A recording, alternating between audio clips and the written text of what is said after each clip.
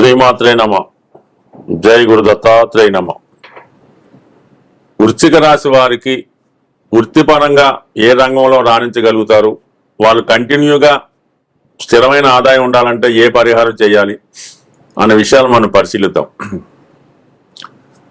ఈ వృశ్చిక రాశి వారికి వృత్తిపరంగా రాణించాలంటే దశమ భావం, ఎవరికన్నా దశమాధిపతిని బట్టే వృత్తి నిర్ణయించడం, వారు జీవన విధానం ఏ విధంగా సాగుతుంది, వాళ్ళ కర్తవ్యం ఎంతవరకు నిర్వహిస్తారన్నది దశమ స్థానం బట్టి ఆధారపడి ఉంటుంది.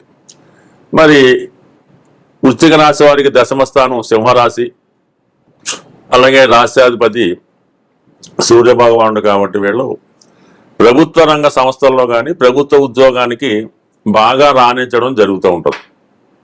వారి జీవితంలో దశమ భావం దశమాధిపతి ఎంత బలంగా ఉంటే, అంటే శుభగ్రహాలతో కలిసి ఉన్న స్వక్షేత్రం ఉచ్చక్షేత్రంలో ఉంటే ఆటోమేటిక్గా జాతకుడు ఆ స్థాయి తగ్గట్టుగా ప్రభుత్వ సర్వీస్లో చేయడం జరుగుతుంటుంది. అదే ఈ రవి సూర్య భగవానుడు పాపగ్రహాలతో కలిసి ఉన్న, నీచలో ఉన్న, రాహుకేతువులో యాక్సెస్లో గ్రహణ యోగంలో ఉన్న మొదలగు యోగాల వల్ల జాతకుడు ఎంత ఉన్నత కుటుంబంలో పుట్టినా సరైనటువంటి నడవడిక లేకపోవడం, ఉద్యోగపరంగా తరచూ ఫెయిల్యూర్ రావడం, జీవితాంతం కూడా ఈ రిటర్న్ ఎగ్జామ్స్ పరీక్షలు రాస్తూ రిపీట్గా దానికే ప్రయత్నం చేయడం జరుగుతుంటుంది. బట్ కంపల్సరీగా ఈ రాశి వాళ్ళు రవిని స్ట్రెంత్ చేసుకోవాలంటే రోజు సూర్య భగవాన్ని పూజించుకొని ఆ పరిహారం చేసుకుంటే తొందరగా సెటిల్ అవడానికి కారణం అవుద్ది. అయితే కుజుడు, రాష్ట్రాధిపతి కుజుడు సహజంగా సైన్యాధ్యక్షుడు కుజుడు కాబట్టి వీళ్ళు ఎక్కువగా దేశ రక్షణ, న్యాయ వ్యవస్థ, పోలీస్ డిపార్ట్మెంటు, అలాగే కుజుడు ఆపరేషన్లకి రక్తానికి కారణం కాబట్టి డాక్టర్లు, ఈ సర్జన్లు, ఈ విధంగా చాలా ధైర్యంతో కూడుకున్నటువంటి వృత్తుల్లో రాణించడం జరుగుతూ ఉంటుంది. అలాగే రహస్యంగా ఉన్నటువంటి సిబిసిఐడి, ఈ గూఢచార వర్గంలో ఉన్నవాళ్ళు, దేశ రక్షణకు సంబంధించిన వాళ్ళు, దేశ రహస్యాన్ని కాపాడే సంస్థలో ఉన్న వాళ్ళు ఎక్కువగా ఈ రాశిలో రాణించడం జరుగుతూ ఉంటుంది. కొంతమంది వృశ్చిక రాశి వృశ్చిక లగ్నం వాళ్ళు ఏ ఉద్యోగం చేస్తున్నారో కూడా ఈ సమాజానికి అంతగా తెలియపోవచ్చు. సో అందువల్ల కుజుడు బలంగా ఉంటే వాళ్ళ జాతకంలో వాళ్ళు ఈ విధంగా ఈ లా అండ్ ఆర్డర్ యూనిఫారం వేసుకొని మరి గవర్నమెంట్ సంబంధించిన సంస్థల్లో ఉన్నత స్థాయిగా ధైర్యంగా ఉండే అవకాశాలు, వాళ్ళు ఆయుధాలు కూడా ఉపయోగించడానికి కారణమవుతుంటుంది. కుజుడు బలంగా ఉంటే వాళ్ళు ఆయుధాలను ఉపయోగించడం, భూములు స్థిరాస్తులు కలిసి ఉండడం కూడా జరుగుతూ ఉంటుంది. మరి ఈ కారణం వల్ల వీళ్ళు ఈ ప్రభుత్వ ఉద్యోగంలో రాణించడం జరుగుతుంది. ఇంకా ప్రధానంగా శని, జీవితంలో ఓర్పు సహనం ఉండాలి, కష్టపడి పని చేయాలి, ఎన్ని గంటలన్నా వెయిట్ చేయాలంటే వారి జాతకంలో శని బలవంతుడై ఉండాలి. శని ఎంత బలంగా ఉంటే వాళ్ళు అంతగా వృత్తిలో రాణించగలుగుతుంటారు.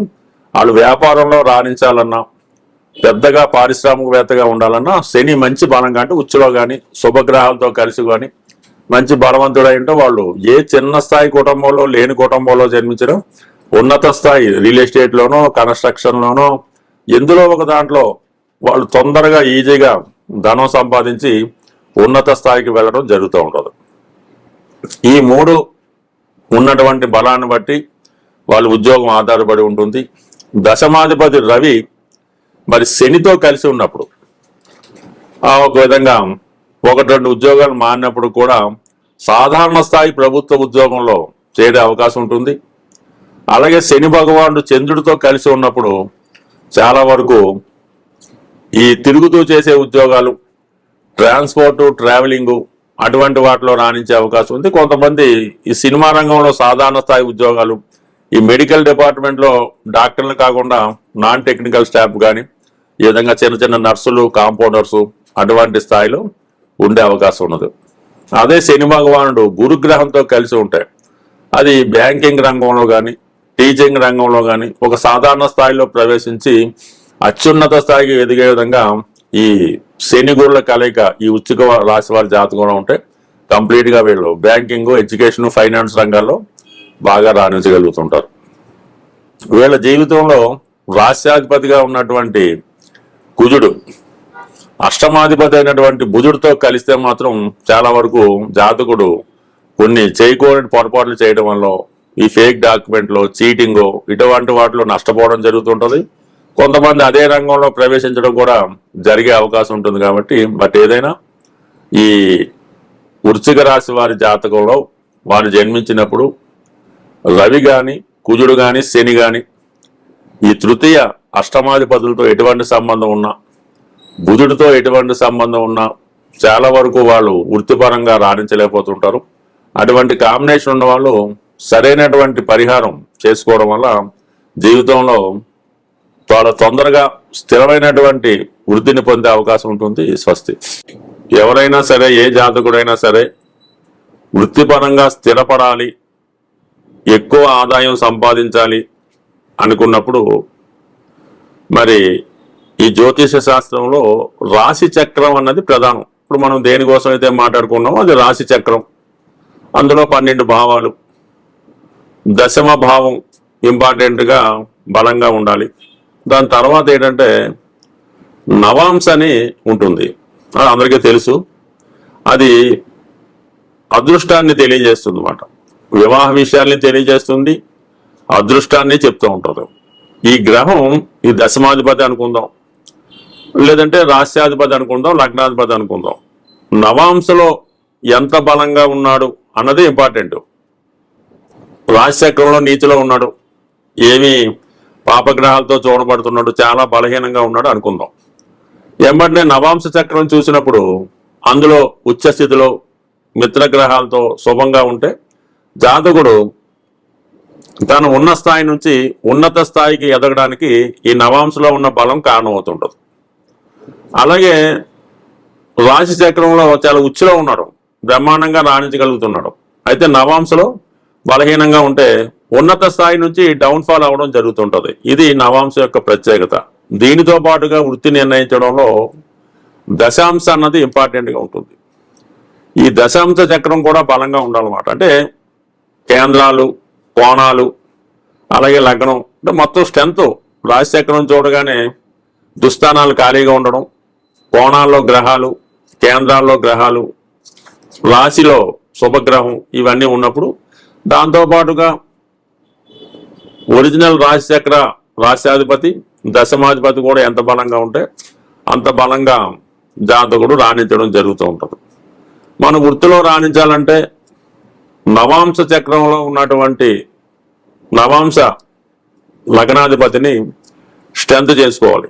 ఆ రాశ్యాధిపతికి చెందినటువంటి, అంటే నవాంశ లగ్నాధిపతి కాకుండా దశాంశ లగ్నాధిపతి ఎవరైతే అవుతారో, కన్ఫ్యూజ్ అవ్వకండి, దశాంశ లగ్నాధిపతి ఎవరైతే అవుతారో ఆ గ్రహాన్ని స్ట్రెంత్ చేసుకోవడం వల్ల జాతకుడు తొందరగా జీవితంలో సెటిల్ అవ్వడం జరుగుతుంది. ఉద్యోగంలో కూడా గ్రోత్ రావడం జరుగుతుంటుంది.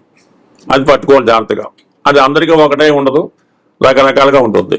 దాని తర్వాత ప్రధానంగా పరాశర మహర్షితో పాటు జమినీ మహర్షి కూడా మనకి జ్యోతిష్ శాస్త్రాన్ని ప్యారలల్గా ఇవ్వడం జరిగింది. అందులో అక్కడ ఈ రాశి చక్రంలో ఉన్నటువంటి గ్రహాల స్థితిని బట్టి ఆత్మకారకుడు, అమాత్యకారకుడు ఇలాగా నిర్ణయించడం జరిగింది.